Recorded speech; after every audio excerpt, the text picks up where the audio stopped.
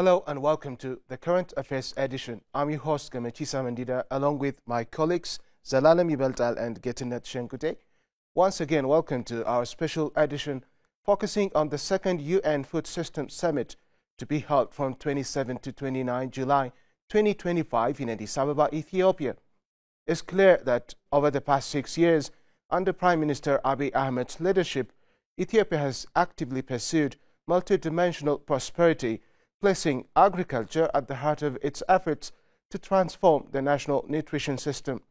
This has been achieved through strategic initiatives aimed at enhancing food security, promoting the production of diverse and nutritious foods, and strengthening multi-sectoral coordination for a resilient and inclusive food system.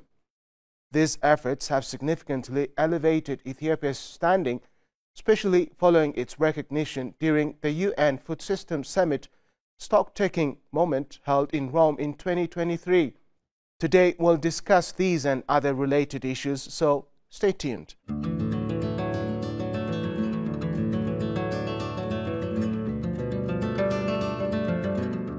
Zelalem and Getinet, welcome to our edition.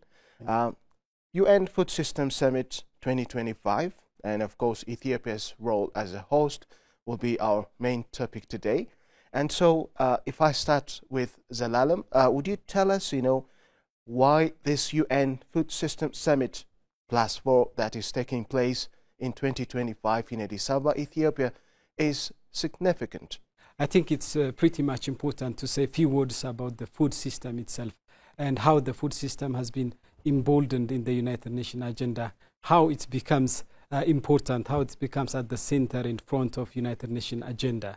United Nations has introduced this approach of food system to member countries of the United Nations. First, the United Nations has conducted the Food System Summit in 2021. And of course, the food system was inaugurated in 2021. So the first summit was conducted in New York, United States of America.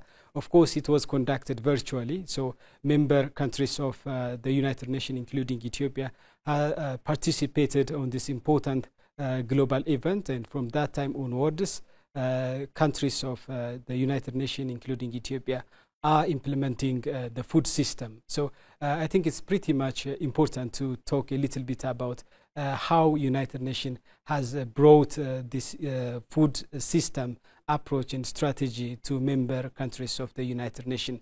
So two things, two factors trigger United Nations to adopt the food system to member countries of the United Nations.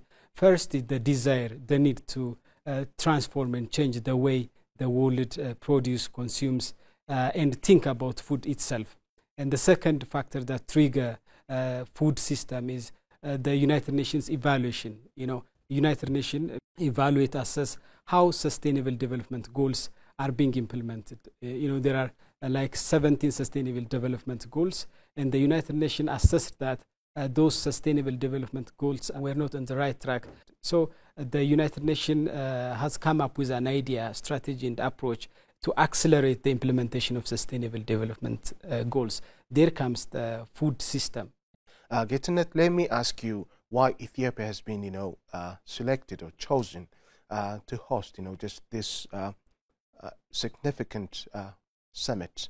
Thank you, Gamachi. So before we're going to discuss about why Ethiopia is selected to host this summit, it's important to add a few pointers on Zelalem's argument, especially why the United Nations has introduced, food system summit.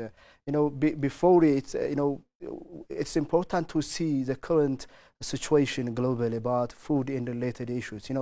Our globe is really facing unprecedented challenges about food system because of recurrent conflicts, climate change, especially extreme weather events, a growing population around the globe. So before 2021, the United Nations had made an assessment about the global food system, and it came up with a report that the global food system has to be transformed, and it's important. It is a critical time to end hunger and disease-related problems. Since then, the United Nations is pushing forward to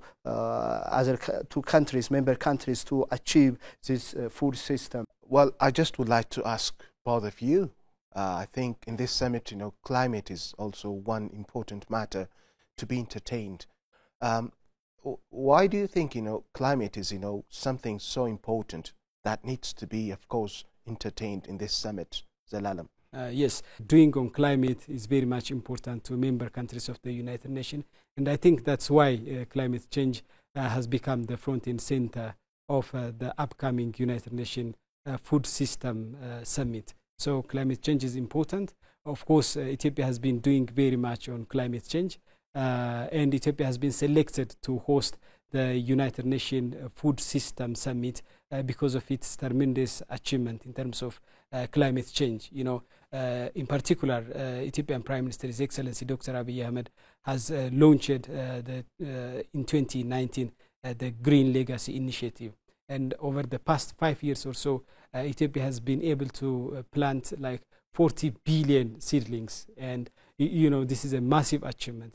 No country has achieved this. Recently, I made an interview with Deputy United Nations Secretary General, His Excellency Dr. Alparov. And in our interview, he shared his idea that I have never seen a country that plants like Ethiopia. So Ethiopia's achievement is well recognized by international organizations, international public figures, and others. So Ethiopia's work, Ethiopia's achievement in climate change has enabled the country to be selected to host the upcoming United Nations Food System Summit. Of course, there are other factors that contribute for Ethiopia to get this prestigious opportunity of hosting the United Nations Food System Summit. Okay, thank you, Zelalem. Getinet, what do you think, will be key themes, in the upcoming summit, like in terms of, climate resilient agriculture, nutrition and food security, food systems and conflict, digital and financial inclusion? Can you explain us, please? Yeah, exactly. So, as you said earlier, climate change has become a pressing issue for the globe. It's has directly affecting the food production. Agriculture is declining from time to time because of a climate-induced impact in many parts of the world, especially the third world countries in Africa and in other third world continents. So that's why the United Nations is pressing really ensuring food security by creating a resilient agricultural system. And Ethiopia is, as I said earlier, in the forefront to achieve this. And for the last years, especially for the last 6 years, since Prime Minister Abiy Ahmed introduced, a multi-sectoral approach, especially in the agriculture sector, first mitigating the climate-induced impacts, which is the Green Legacy Initiative was introduced. And during this span of years, during the last 6 years, Ethiopia has, I must say that, tens of billions of tree seedlings across the country. That has directly resulted in a positive way, especially to improve food security. There are lots of tree seedlings has been planted, especially fruit-bearing trees like avocado and mango. Even they have brought a positive impact in the market and also helped the nation. And also another spheres of Ethiopian engagement, especially in summer irrigation, which is Ethiopia once a time had been importing hugely wheat production, purchasing 1 billion worth of wheat annually. So now Ethiopia has become a surplus producer of wheat. That is related with, the government's policy and the homegrown policy rooted. Ethiopia has, in fact, achieved a lot, tremendous success in terms of food sovereignty and food security. For much of its history, Ethiopia heavily rely on external assistance, external aid, foreign food aid for its domestic consumption. But nowadays, Ethiopia has been, producing surplus products, surplus agricultural products. We can see the example of wheat production, wheat revolution. Ethiopia has revolutionized the way it produces wheat, for example. Ethiopia has been able to export wheat product for the first time in its history. By the way, Ethiopia used to spend like $1 billion to import wheat from outside. But nowadays, Ethiopia is not importing wheat. That's a great, massive success, isn't it? And Ethiopia instead is exporting wheat for the outside world. And this is very much documented and recognized by international organizations. For example, in 2023, Ethiopia received award from Food and Agriculture Organization, FAO, of the United Nations. Ethiopian Prime Minister, His Excellency Dr. Abiy Ahmed, received Agricola Award, and that's due to Ethiopia's tremendous success in agricultural products, in productivity, in particular in wheat production. So Ethiopia's success in food sovereignty and food security is well recognized, not only by international organizations, but also by international public figures. For example, one of the richest person in the planet, Bill Gates, the famous billionaire and philanthropist, he was here in Ethiopia, yes, and he paid visit to Ethiopia's agricultural productions, and he has witnessed Ethiopia's tremendous growth in terms of achieving sustainable development goals. The president of African Development Bank, Adesina, also said that Ethiopia has achieved enormous result, positive outcome in green legacy, in food production, in agricultural productivity, in particular in wheat production. So Ethiopia's achievement in food sovereignty, Ethiopia's achievement in food security is well recognized by international organizations as well. It's yes, not Salam, a fact. Yeah. That, you remind me of one term that has been, just going back and forth, which is, from the farm to the fork. Yeah. This saying in a recent panel that was held by high-ranking government officials here at the headquarters of ENA. Recently, this has been, discussed very well. Yeah. And you mentioned that, Ethiopia has really brought in great success regarding wheat production, especially, in its efforts, to become self-reliant in wheat. Of course, we know, as you mentioned, Ethiopia has, begun exporting, food produces, to neighboring countries, to other countries. Now, this shows that there has been, a tremendous success regarding this, and Ethiopia has taken measures in the agricultural sector, especially right after, the coming of Prime Minister Abiy Ahmed to office. But there is, one challenge that we cannot avoid, which is, everyone is not satisfied with the share from this produce. I mean, we have, for example, high prices of food items in the country. So it shows that even though you might have, surplus produces, it doesn't mean that, that you're successful. You successfully have managed, just to reach citizens with their food needs. Exactly. So the concept of from the farm to the fork. Needs to the fork, an from important the farm idea. To the fork, needs to be explained very well. And what do we mean by that? Getting it? Could you say something on this? Exactly. From farm to fork is a very important concept. Even at the level of the United Nations, and Ethiopia is really practicing this concept. For instance, we have some initiatives.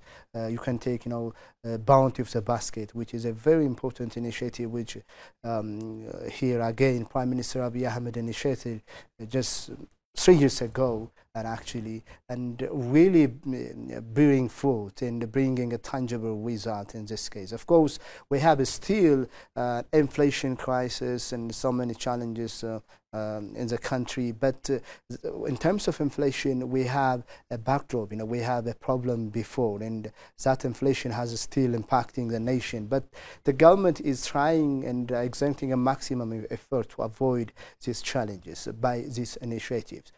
So it's very expected. It's highly optimism that Ethiopia will avoid this problem in the coming years following this initiative, and as they are starting to bearing fruits. So I would say by far, it's 6 years is a very short time. In the last 6 years, the country has really registered unprecedented results.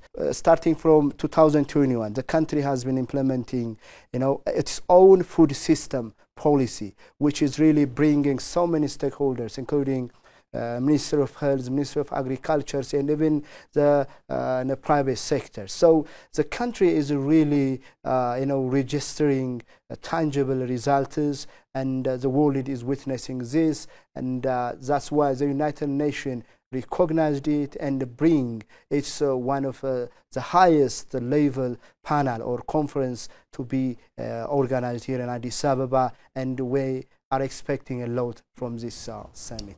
Yeah, Gamesh, sorry for interruption. No, it's okay. Yeah, allow me to say a few words about farm to fork. Yes. You have been talking about this super important idea, yes. farm to fork. Of course, it is a central point in food system, and for those who are not familiar with the food system, I think it's important to say a few words about it. Please say, Yeah, thank you. So food system is an integrated approach that go, like you said, from farm to fork. It's not only about farm, it's not only about eating. So it all starts from production, food system starts from production. We need to produce, might be crop, might be livestock, might be any other thing. We need to produce first for food system to apply. So we need to produce first. For instance, we produce wheat, for example, let's say. So that wheat needs to be processed. So the next step is processing. We need to process that produced food, that produced crop or livestock. So let's say in our case, we produce wheat, and then we have to process that.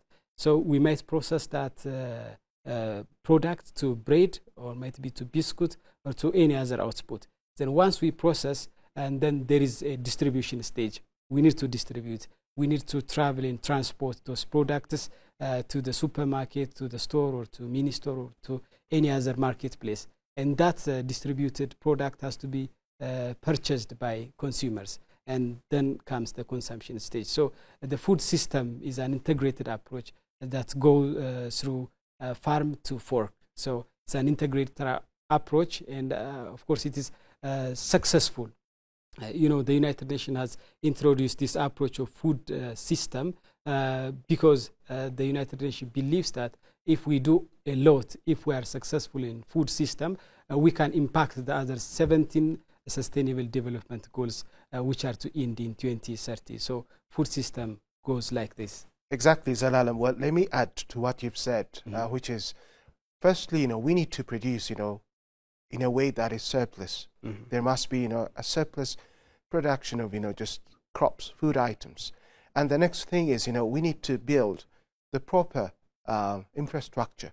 For example, you need to distribute, just what you have produced. And of course, you need, mechanized transportation system, farming system. Okay, you have also, in between, stakeholders or actors. So the farmer is at one point, and of course, the eaters or the users of, just that produce are at the other end, and in between, there are many things. There are many actors. And these must be, integrated. The infrastructure must be built, okay? And the people there need to play their roles. As you said, once, you have produced, surplus produces, it doesn't mean that, you have secured food sovereignty in Ethiopia, for example, unless and otherwise, just that produce, reaches the people in general. And so to succeed in that, you need to do what is in between. Okay, you need to engage in building, just that system. And so this requires, to go far away from what has been done in a way that is traditional. So, Getinet, what do you think Ethiopia should do to be successful in transforming its food system in general? Okay, still we have facing challenges in terms of food system, ensuring and feeding our entire population. Of course, we have a success stories for the last 6 years, so we have still long way to achieve and to go. Recently the country has started some initiative which is remarkable, as we discussed earlier. So the country should reinforce its activity, especially in the agriculture sector. For instance, you mentioned earlier, in building infrastructures to reduce, the harvest loss or some related impacts. It is important to facilitate the food chain. So we still require a huge investment for this sector. For instance, during the last 3 or 4 years, we have started, mechanization in our wheat production and other agricultural activities, but we need more mechanization and infrastructure also. So recently the country is receiving significant amount of support, financial support in terms of credit, and also financial assistance from the World Bank and IMF. So the country is really still committed, I think, to expand its infrastructure and facilitate its agricultural activity. So the activity at this time in the moment that Ethiopia is achieving a huge impact requires global support also. Food sovereignty is a lot. It's a matter of your policy. It's a matter of your survival and even your security in general. So the country is already embarking on this. There are lots of initiatives across the country being implemented. So what requires is it needs still a global support, both technical and financial. It does. As I just come to Zelalem, and of course, food sovereignty means a lot. It means everything. Yeah. And there is no place where it doesn't translate into. Yeah. So if we take school feeding programs, it has huge impacts on the nation in general, because if you're not able to feed your youth properly, then your country just cannot stand strong for endeavors such as development and for its survival and anything else that has to do with the country. You need to produce in a way that is surplus, so that you'll be able to feed them sustainably, and the feeding program just will not be interrupted. If we rely on just the market, we cannot feed them well. What do you say on this? Yes, I believe that school feeding is very much crucial for the success of students. You can't learn while you are hungry. There is one saying that goes like, hungry stomach has no mind. Yes, hungry stomach, yeah. Yeah, if you are hungry, if you are starved, you can't think and you can't learn and you can't grasp and understand the lectures that you are taking. So it's very much crucial to feed students in their school. So this will align with the future ambition of the country. If you do not do well in students in school, you can't expect a good generation for the future. So the future of Ethiopia resembles today's work in students. So we need to work very hard to make sure that students get enough food while they are learning. So school feeding is very much important initiative, as I think. And of course, Ethiopia has been implementing school feeding over the past couple of years. Yes. Even in the capital city of the country, Addis Ababa, the government has been able to, practice school feeding for 7 million students. This is a good news for us. So school feeding needs to be strengthened. School feeding is not something that we practice because we are poor. I would like you to tell us, the role of media in transforming the food system in Ethiopia and, of course, elsewhere, especially, of course, professionals, media professionals say that Ethiopian media have not played, proper roles in bringing about the kind of change or transformation we need, in the agriculture sector in general, or in the food system in general. So what do you say on this? Yeah, the role of media is actually immense, especially to educate the society and also even shows the direction where the government go to, how the policy is being implemented, and how the problem is on the ground going on. And so it's unfortunate our media have not really playing a significant role in this regard. It's beyond informing the society. It has to show the direction, how the problem is going on, and what kind of intervention it requires. Zelalem, I think just let me ask you what to expect in this summit. Yeah, we expect lots of good things from the summit. The first is, it will be an awesome opportunity for Ethiopia to showcase its achievement in terms of food security and food sovereignty. No doubt, Ethiopia has achieved tremendous success in terms of food sovereignty, food security, green legacy, and other development initiatives. So it will be quite an important opportunity for the country to showcase its achievement. And it will also be an opportunity, an awesome platform for Ethiopia to take lessons from developed worlds, from those countries, from member states of the United Nations that achieved success in food sovereignty, in food security, in food system as well. So it will be a platform, an opportunity for the country to showcase its achievement, and in the same way it will be an opportunity for Ethiopia to take lessons, important lessons from countries. It's expected that thousands of participants will come to Addis Ababa and will participate on the second United Nations Food System Summit, which will be held in Ethiopia, Addis Ababa, from the 27th of July to 29th of July. So Ethiopia will get an opportunity to take lessons from experts, from government officials, and from stakeholders, from development partners as well. So it will be quite an opportunity for Ethiopia and for other participants as well.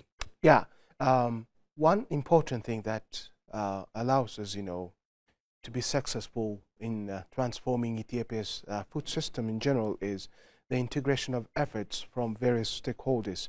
This is not something that can be, accomplished by the government or governmental institutions, but many others, for example, the private sector, need to engage in this endeavor. Yeah.